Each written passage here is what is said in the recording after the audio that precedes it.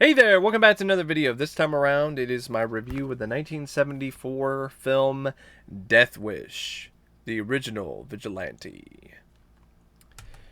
Now, before I get around to sharing more of my thoughts on this film, I want to give a special shout out to Vante for requesting this review. If there is another film, TV show, or topic that you would like to see me discuss in the future, feel free to donate to my PayPal. The link will be in the video description down below, and I will try to get to it as soon as I possibly can. Now, Death Wish is one of those films that I was somewhat familiar with over the years. I just didn't get around to watching it until fairly recently. And I gotta be honest, folks, I was a little disappointed by this film. I didn't think it was bad, but I wasn't that impressed with it either. It's a film that I definitely do have a fair amount of appreciation and respect for because it was arguably the first majorly successful film in the vigilante film genre when it comes to not only the box office but also when it comes to critical acclaim. So it's the film that really popularized that genre of film, which is a genre that I really enjoy. So I do have a lot of respect and appreciation for the film, but I'm not a big fan of it. I know there's a lot of people who really like this. It's one of their favorite films of the 70s. For some people, it might even be one of their favorite films. I personally felt that there were sequels in the Death Wish franchise that were better, that were more of my cup of tea. Even the remake with Bruce Willis, I liked more than this. And there were definitely other films that came out afterwards that were in the vein of this film that I felt tapped into what I personally look for when it comes to these kind of films more than this movie did. Now, the film is directed by Michael Winner, and I think for the most part he did a solid job directing this. I think it's one of those films where it's not going to blow you away visually, but it's a solid job well done nonetheless. He's a obviously skilled filmmaker. It's not a very big budget film, so it's not like he had the same amount of money to work with as some of these other bigger names in Hollywood around the same time who were doing these more ambitious films. So I think for what he had to work with, it had a nice look to it, had a very gritty, visceral visual style. Definitely had a seedy atmosphere that definitely did fit the film very well. And when it comes to the sequences that were supposed to invoke certain intense emotions or feelings or impact, I felt that he did a good job with that as well. I would say the very little bits of action that you do see, the shootouts, they are very street level and shot in a way that really does make them appear to be almost like you're watching a filmmaker who is doing some guerrilla filmmaker who's following a vigilante around with a camera. So it did have that visceral look to it. Also, the sequences of rape and torture, those are really harrowing, just like they're supposed to be. And I feel that it's a film that definitely succeeds in that way when it comes to the direction.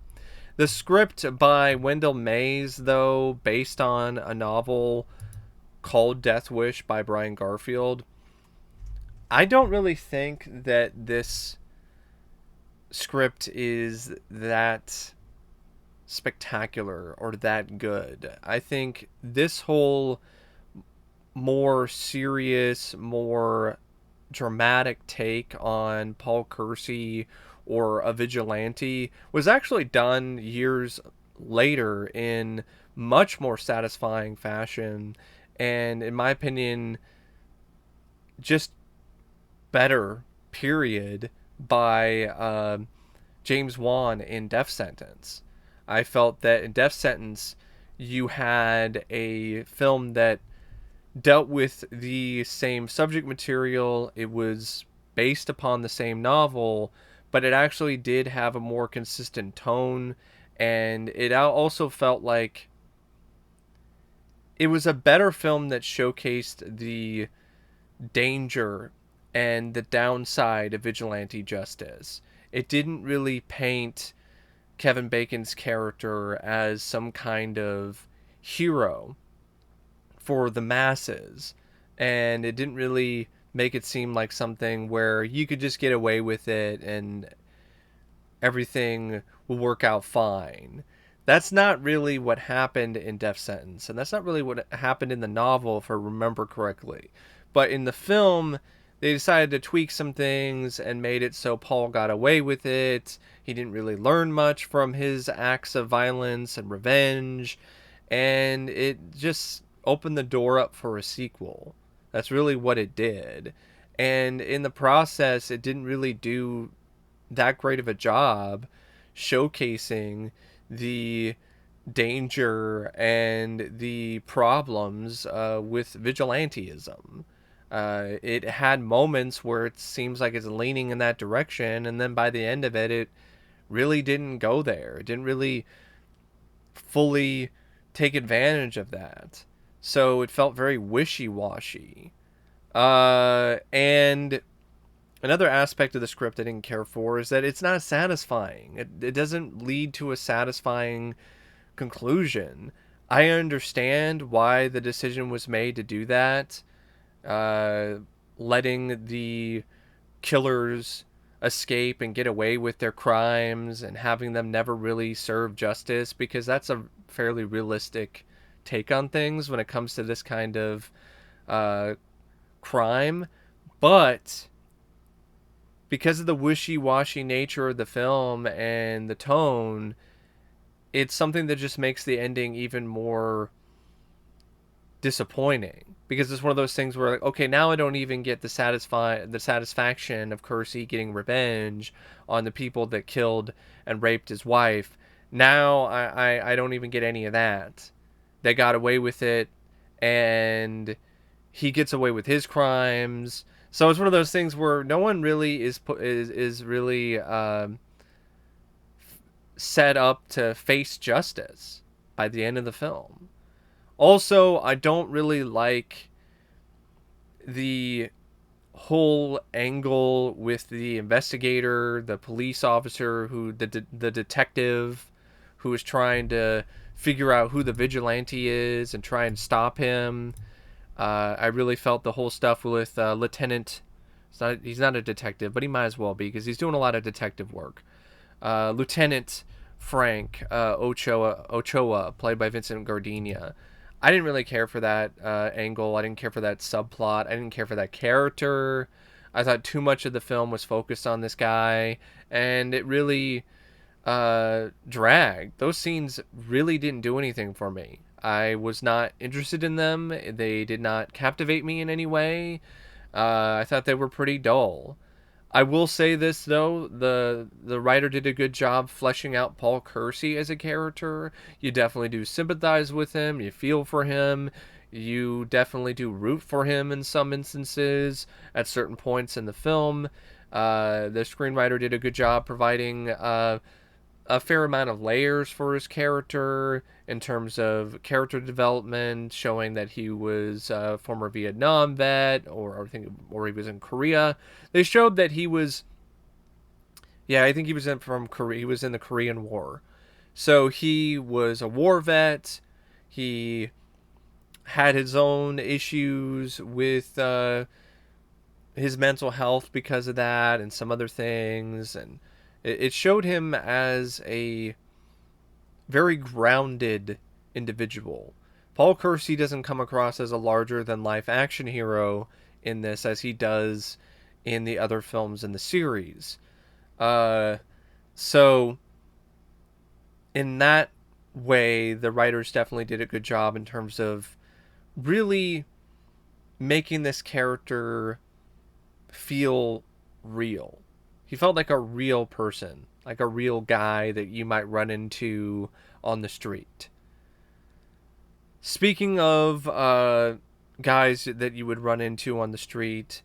I also felt the screenwriters did a good job making these thugs into not necessarily fleshed out characters, but definitely embracing their animalistic tendencies and embracing the viciousness of these kind of criminals. They tend to do a lot of stuff like this that fit this particular MO. They do a lot of vicious, random acts of violence and crime, and I feel that the writers didn't shy away from the reality of things and depicted them as evil and as just despicable as they are in real life.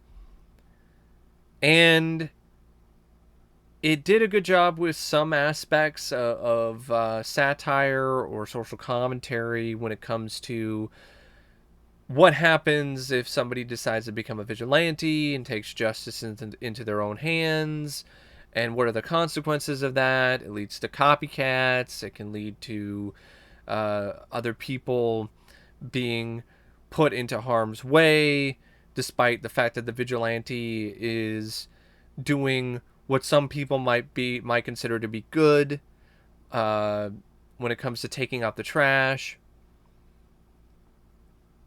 I don't think that the script did as good of a job though with the relationship between Paul and his wife. You just have a little bit of some snapshots in the beginning. They're on vacation and they're having a good time and they're happy.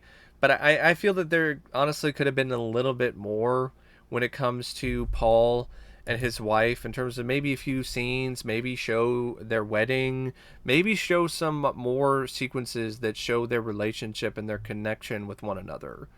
Uh, I felt that wasn't as strong as it could have been either, the connection between Paul and Joanna.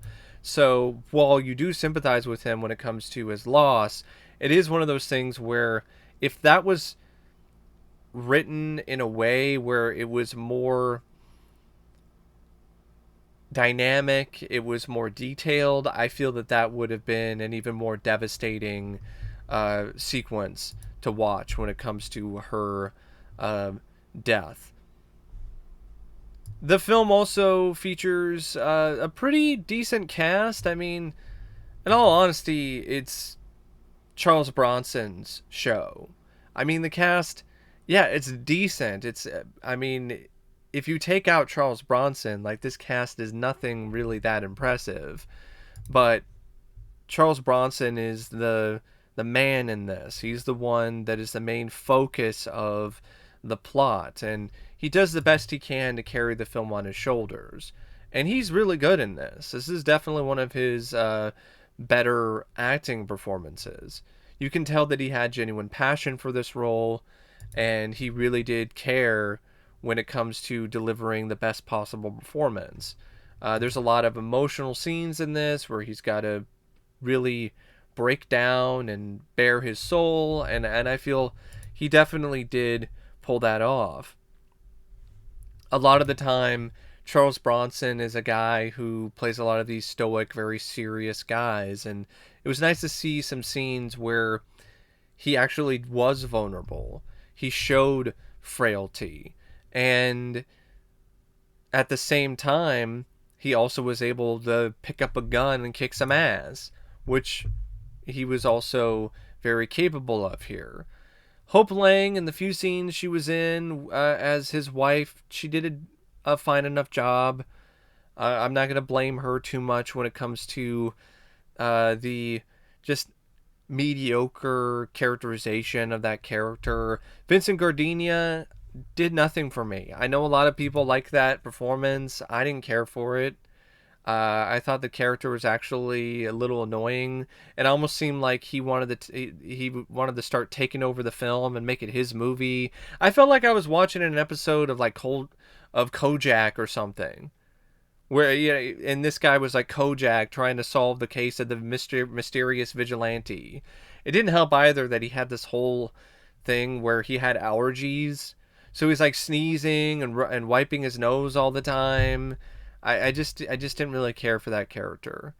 The rest of the characters aren't much.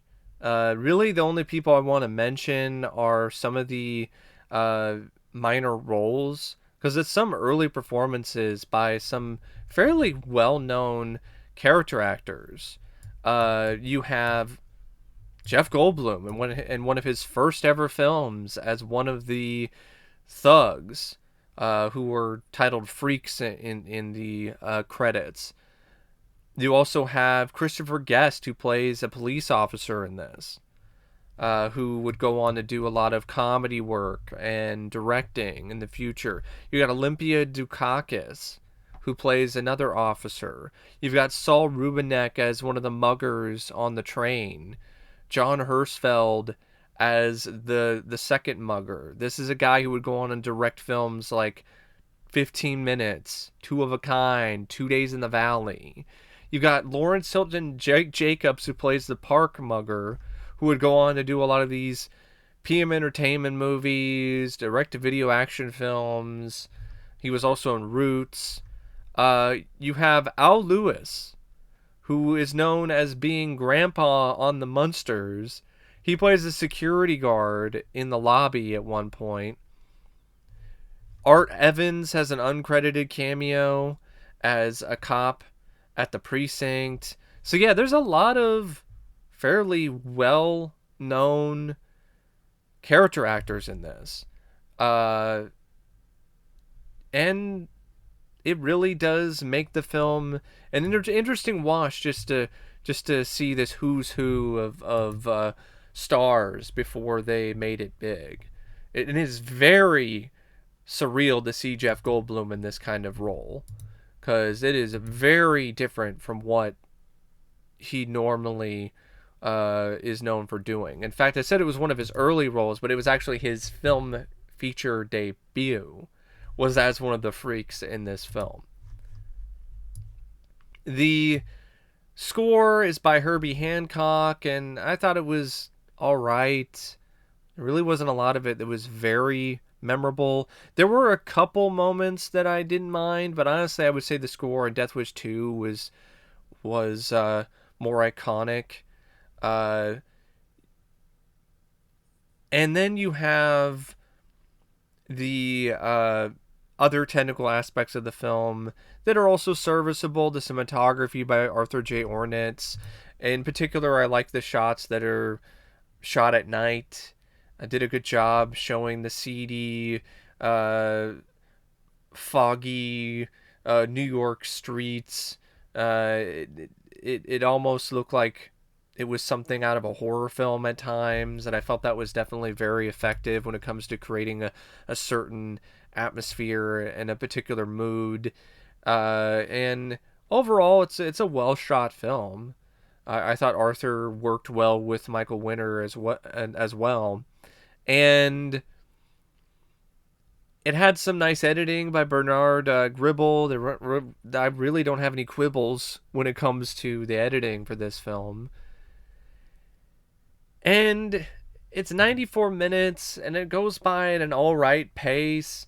It's just an uneven film for me when it comes to the pacing, because when it focuses on Paul Kersey and his character and his descent into vigilante justice and shows him shooting thugs and taking out the trash, the film is rather entertaining. When it starts to focus on the hunt for the vigilante or trying to switch gears, it's not nearly as interesting for me. It's not nearly as fun to watch. I think a lot of your enjoyment of this film, when it comes to consistently enjoying this movie, really hinges upon whether or not you really get into the other parts of the film that don't involve Charles Bronson going around shooting people or showing him in a more vulnerable light, showing him being emotional and distraught. I think if you aren't really into the other parts of the film, then you're kind of get out of it what I did. You're gonna be like, it's fairly well shot. It's got a good performance by Charles Bronson. It's got some nice seedy mood and atmosphere. It's definitely a visceral film, but it doesn't have as much impact as it could because of the fact that it just doesn't have the best script, and it just feels very uneven when it comes to the strength of particular plot lines and aspects of the story. I think if the character of the lieutenant was written better, if it was maybe a better actor, if there was something going on with the investigation that was more interesting, then you might have something there. But I think really it should have just mainly focused on the perspective of Paul Kersey. That's the main character. That's the most interesting character. That's the one that really should have been the entire focus of the film. You could have maybe a couple more scenes of him taking out some thugs on the street, and maybe at the very least have him get some semblance of catharsis when it comes to the men who killed his wife. Like, it doesn't even have to be all of them. You can have the whole thing where he doesn't stop them all, so you can maybe leave something up for a sequel.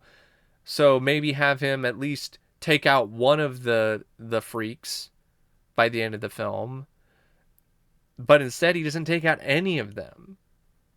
And I know for some people that's what makes the film stand out from these other vigilante films that came in the wake of Death Wish, but to me it makes it stand out in a bad way. It just makes it a very